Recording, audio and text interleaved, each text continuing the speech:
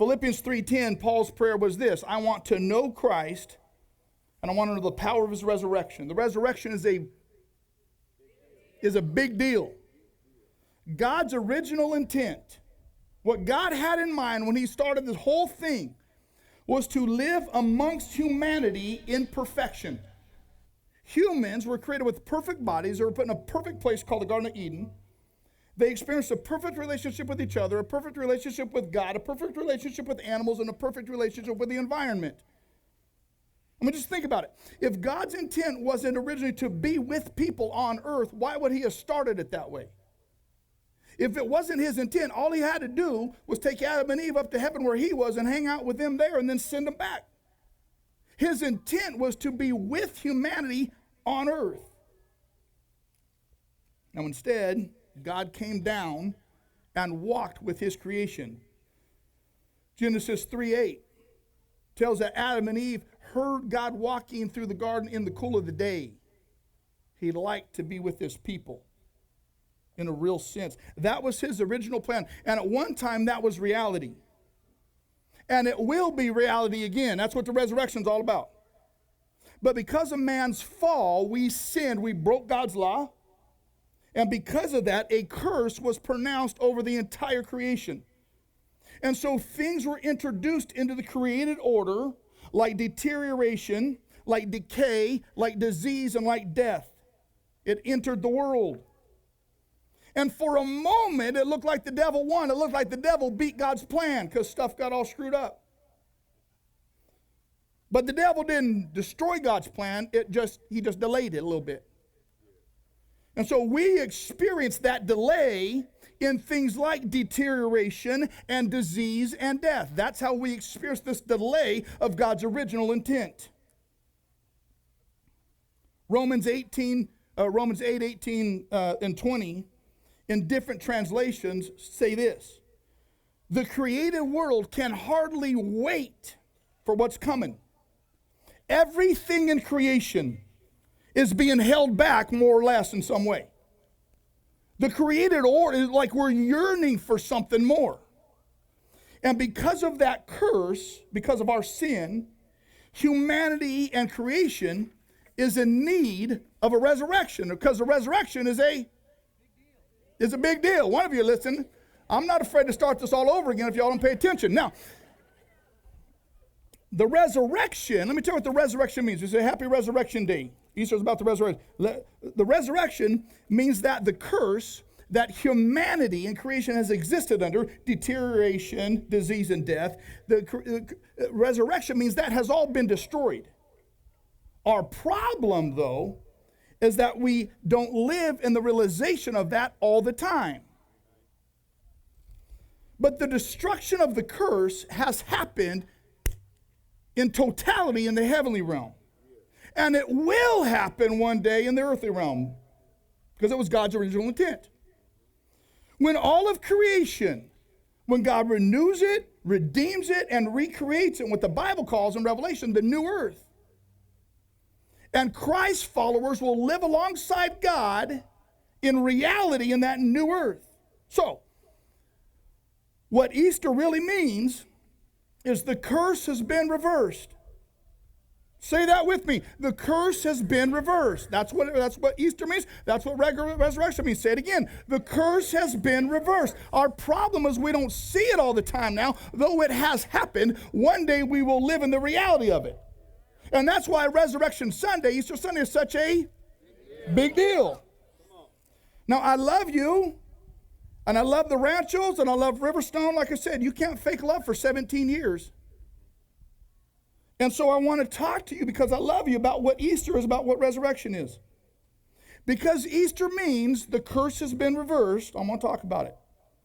Revelation 22:3 says this, that no longer will there be any curse. Now just imagine what that means. If the Bible didn't say anything else about heaven, that has told us enough. That there's no more curse. What would our lives be like if we lived without a curse? Can you imagine? I mean, think about it. One day we're going to know what that is firsthand. So now, though we don't live in the realization of that, now we live with the anticipation and expectation of it. That's why we want to know, what's heaven really like? Because what that question is really a statement that I'm living with the anticipation and the expectation of something better than what is, right? So to understand the power of the Easter, we have to understand what this word redemption means. Redemption means to regain possession of a thing in exchange for payment. Redemption means the canceling or payment of a debt. Now, I'm not going to ask you to raise your hands so we can know how many of y'all are in debt. We're just going to assume it's somebody you're sitting next to. All right, so let's just assume that.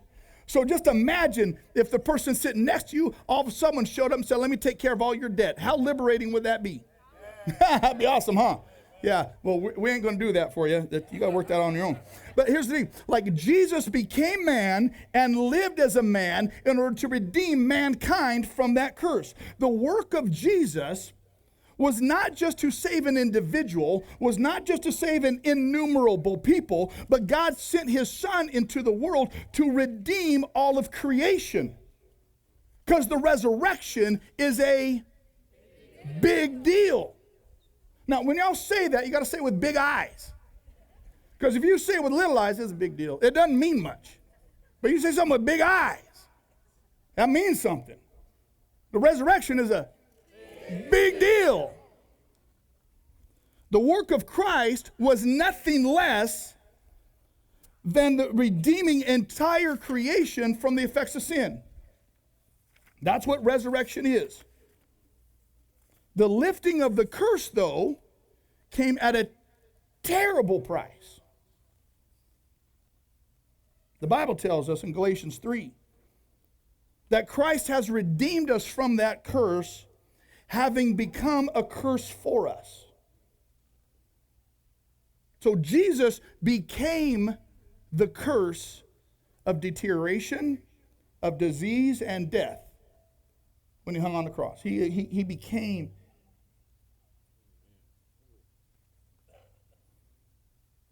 And the removal of that curse, because what Jesus did on the cross, means that people, means that culture, means that earth, means that the universe will again be as God intended. He ain't done with it.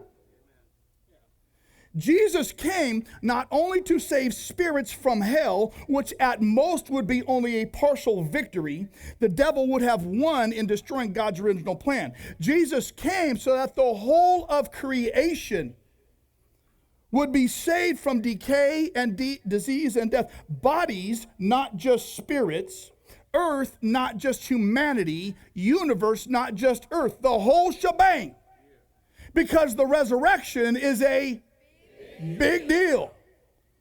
So God removes the curse, not only morally from our sins, not only psychologically to free us from our sorrows, but physically in terms of decay. He's going to make all things new again. Christ's victory over the curse, now understand this, Christ's victory over the curse will not be partial. Death will not just limp away wounded. It'll be annihilated and utterly destroyed. And you need to know that. And I need to know that. Because there's a way around and through this death thing. If redemption falls and fails to reach the furthest boundary of the curse, that redemption is incomplete. And so Almighty God will not be truly satisfied until every sin, every sorrow, and every thorn has been completely reckoned with. That is what heaven is. When every sin, every sorrow, and every thorn has been completely eradicated. That's heaven. And God's model is Eden. And Eden is his plan. And God accomplishes that through the resurrection. Because the resurrection is it's a huge deal. Who said that? Yeah, ain't a big, that's a huge deal. See, the resurrection is the guarantee of the transformation of a dying earth into a vital new earth that is fresh and uncontaminated no longer subject to deterioration and disease and death. The curse is real. We feel it, we know it, we experience it, but it's temporary. And Jesus' resurrection is the cure for the curse. The earth won't just be put out of its misery one day. It'll be infused with greater life and greater vitality that it has ever known.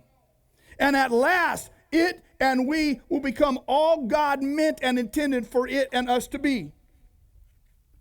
Now, please understand this. Resurrection is not simply the resuscitation of a dead body. That is not resurrection. The resurrection is not simply the resuscitation of a dead body. The resurrection is the emergence within time and space of a completely new order of life. And that new order of life is what heaven is all about. And it was made possible to us through the death and resurrection of Christ that we celebrate on Easter morning. There are two things that humanity, that this has never experienced. Two things. Three things. Recent Raiders Super Bowl, but that's beside the point. Two things. A perfected earth and perfected bodies. Humanity has never experienced that, though that was God's intent. You know what? Can anybody define for me what the gospel means? Anybody shout it out. What's the gospel mean? Good news. Gospel's one of those church words. It's the gospel. Someone talk about the gospel. They're going to go old school on you. The gospel, though, it means good news.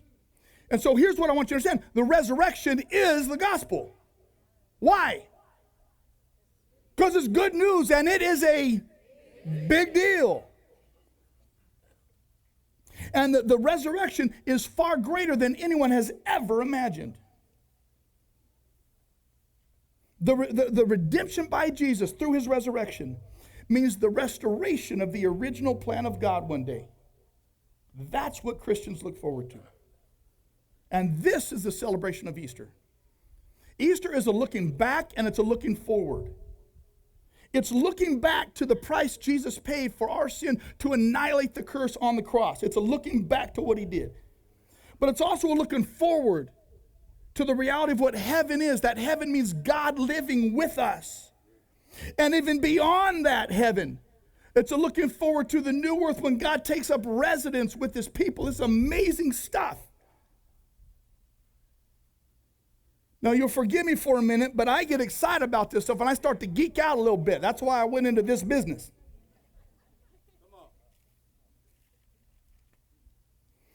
With God taking up residence with his people on a new perfected earth, because Eden was his plan A, that fits perfectly with his plan. That's what's going to happen. And for people who have a relationship with Jesus, this is what we look forward to. The breadth and the depth of the power of the resurrection will escape us if we think it's limited to humanity and our souls. Colossians 1 says, by Jesus, he reconciled all things to himself, whether things in heaven or on earth, all things. In the Greek, you know what the word all means? How many Greek scholars we got? You know what all means in Greek? It means all. I got 2 Greek scholars here. That's all right. Now you all know. And so when he says to renew all things, it means all things. And so I love you so much, I need to explain this to you. Heaven and the new earth, now guess this, heaven and the new earth are not our default destination. Nobody goes there by default. Nobody experiences the power of the resurrection by default. No one gets that automatically. Unless that cursed problem has been dealt with individually, heaven is out of reach. Now, those real religious church people that talk about the gospel, we also talk about stuff like this, about being with Jesus in heaven, about being reunited with those who have gone on before us who were Christ followers and seeing them again and being with them, about the great experience and adventure that is heaven, and about the new life and new earth. We talk about that stuff a lot, but I'm going to tell you the danger in talking about that. The danger in talking about that is to assume that you're headed to heaven because you've been good. That's the danger. Because I guarantee you, you might think you've been good, but there's someone sitting on your right or left that knows you've not been good. Right? Can we just be honest? I know we got dressed up pretty, which, by the way, you're the best looking church in Riverstone right now. We can make ourselves look real good for a little bit. But someone knows some dirt on us. And even if you're better than the person sitting to the right or the left, you're probably not better than the person sitting behind you or in front of you. Someone is better. And so the danger is to assume that we get all this because we've been good. The other danger is assuming that God just lets anybody in or everybody in. Because when we say God lets everybody in, what we really mean, he lets everybody like me in, right? And so we stand on shaky ground when we think that. Jesus said, small is the gate and narrow is the way that leads to life, and few people find it. So let me just say this. You best not wait and see when it comes to realization what comes on the other side of death. Don't play that game of chance. Now, when all those religious people use words like unsaved, here's what they mean. Those who don't have a relationship with God through faith in Jesus. So those who don't have a relationship with God through faith in Jesus, those who are unsaved, will be judged by God according to the works that they do. The Bible's real clear about that. Which are recorded in heaven's books. There's a big old book in heaven. Someone's taking notes. And because those works are recorded, those works by which we will be judged include our sin. And so people who are on their own without a relationship with Christ can't enter the presence of a holy and just God. The Bible says in Isaiah 59, your iniquity, it means your sin, has separated you from God, and your sins has hidden his face from you because of the curse. John 14, Jesus says this, I am the way and I am the life, and I'm the way, I'm the truth, I'm the life, and no one comes to the Father except through me. And so the way to all of this is a very narrow way that runs through Jesus.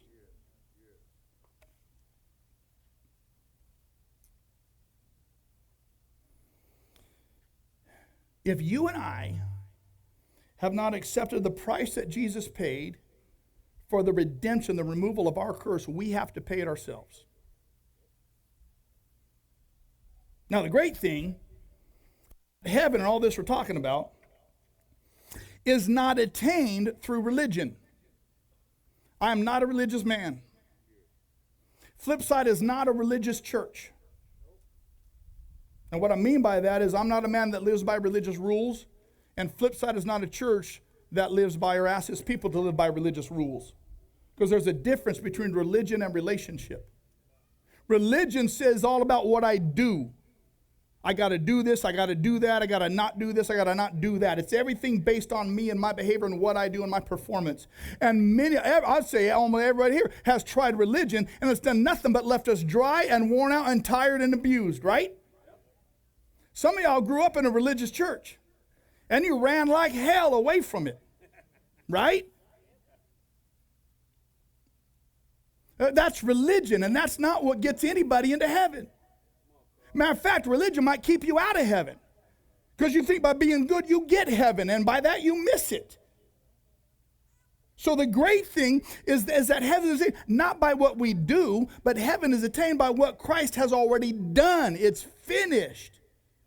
It's the difference between a 2-letter word and a 4-letter word. Do and done. And I'd much rather rest in what Jesus has already done than spend my life trying to do. So here's the thing. If we understand God's nature and we understand our nature, we ought not be shocked that some people live in eternity separated from him, what the Bible calls hell. That ought not shock us. Where else would those without a relationship with God go when they die? Rather, what should shock us and shocks me is this, that any of us, that I would be permitted into heaven. That's what's shocking. If you knew me, you wouldn't permit me into your house, probably. Yeah. And listen, I know some of y'all. And I know some of your relatives. And I know once I open the door to you, I'm going to open the door to your relatives. And I don't want some of your people in my house, right? So it ought not surprise us. What ought to surprise us is that any of us gets a ticket into heaven. Here's what I know. The best on earth is just a glimpse of heaven. And it's just going to get a whole heck of a lot better. Here's also what I know. The worst of life on earth is simply a small glimpse of hell. And it's only going to get a lot worse. For Christ followers, here's what we know. This life is the only hell we will ever experience. Hey, it ain't that bad a hell. But here's also what I know. For those who are not Christ followers, this present life is the only heaven you'll know. And this life is not good enough to be the only heaven you experience. Do you understand? Do you understand?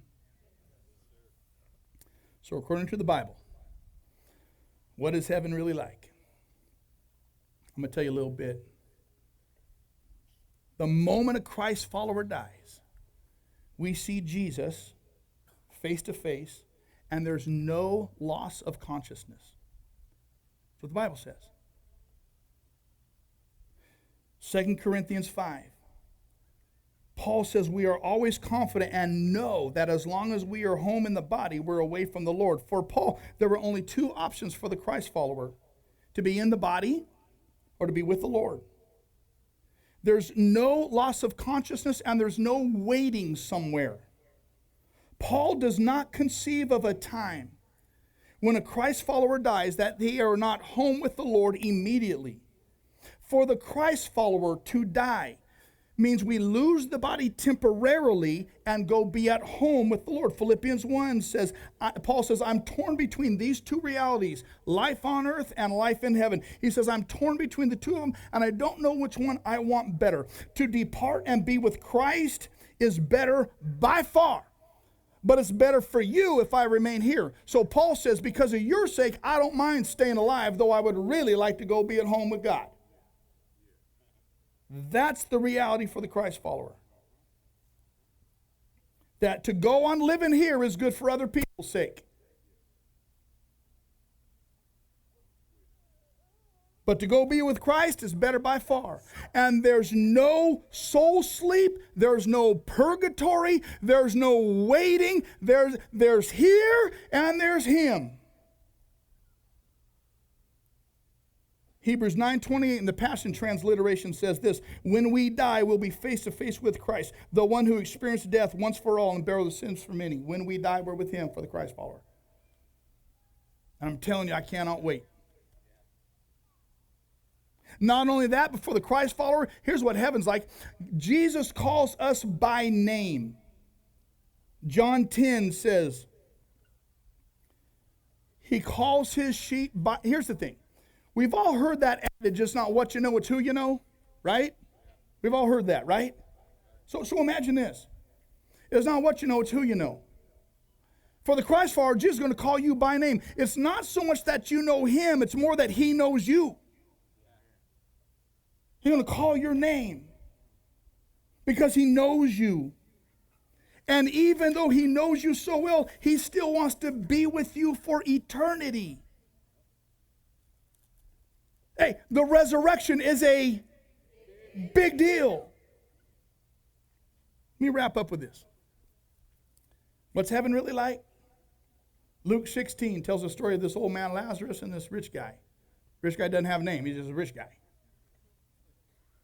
And what we know about heaven is this, that for the Christ follower, personal knowledge continues. You're the same person. And so you've got the same knowledge. God will not wipe the hard drive of your brain clean once you get there. That's good news. Because there's stuff I want to remember. Right? I remember when we got Joe. He was 2 years old when he came to us. I want to remember those early years with him. I remember what it was like to have Caleb and Wyatt run down the hallway and give me a big hug when I come home. There's some stuff I want to remember. Right? I remember when I said I do. And the person across from me said I do. I was a little worried if it's going to go both ways on that day. I want to remember that. I want to remember when we started Flipside. I want to remember 17 years ago. There's some stuff I want to remember. And what I know is this, that personal love continues. Not just personal knowledge, but personal love continues. We still know and we still have feelings for those we love, our family, and those who are important to us. All that stuff. But here's the thing. I'm going to wrap this up next week and tell you what heaven's really like and where it is and what we'll do there. I'm going to wrap all this up. But here's what I want you to know. For the Christ follower, there's a lot more that continues than what ends after death. For the Christ follower, there's a lot more that continues than what ends. For the Christ follower, the curse ends and with it decay. But in the absence of the curse and the absence of decay, everything else continues, just perfected. The resurrection is a big deal. But note, this is only for those who are Christ followers, who have appropriated the great reversal of the curse through faith in Jesus and what he accomplished on the cross and his resurrection. And I don't want you to miss it. And if you've walked away, I want you to walk back to it. There's a lot more coming next week. At Flipside, we're going to talk about what we'll do in heaven. At Flipside, we're going to talk about what's this new earth going to be like. We're going to talk about where will heaven be, what we'll do there, what it's like, where we have responsibilities, jobs, will there be animals? There better be animals there. I want to see my puppies. So next week at Maywood, 9 and 10:30 right here at Stone Creek, 10:30. But for now, I want to leave you with this. The only way into there is through faith in what Jesus has done. That's the only way. His death for your life. His resurrection to make all things new. Not by what you do, but by faith in what he has already done. So my questions are this. Do you already have this? Or do you need this? There's only two groups of people here right now. Those who already have it and those who need it. And so I'm going to invite you to do something. I'm going to invite you, if you choose to, join me in prayer and forever settle the issue of your own redemption. To appropriate the price that was paid for you on the cross of Christ by his death and celebrate the new life that is yours guaranteed through his resurrection. The resurrection is a big deal. And I don't want you to miss it. So if it helps you to close your eyes, do that. Just kind of get focused a little bit.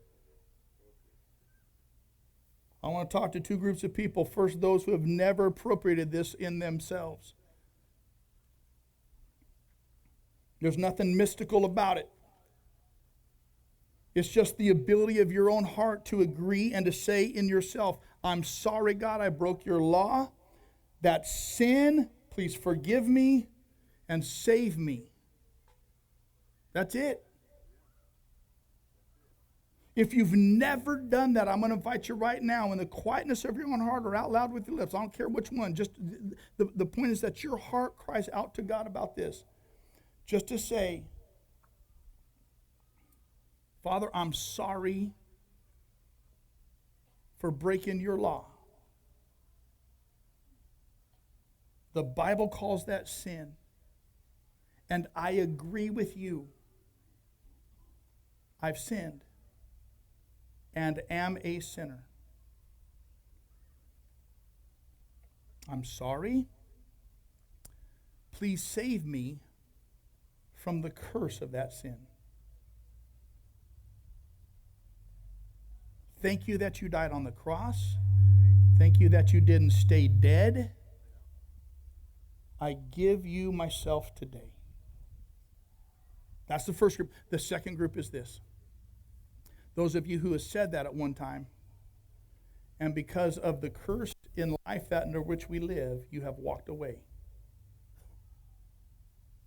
And it's time to come back. And I'm going to invite you in this moment to come back. Say, Father, I know you love me, but I've walked away. I know I've walked away. It's obvious. Thank you that you never stopped loving me. This morning, I come back to you. Help me follow you as best I can the rest of my life.